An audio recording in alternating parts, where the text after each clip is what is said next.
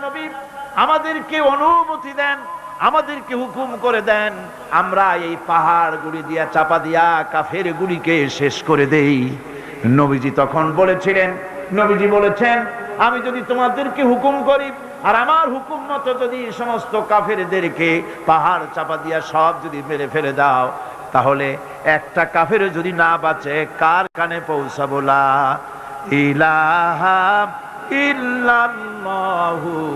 মুহাম্মাদুর রাসূলুল্লাহ।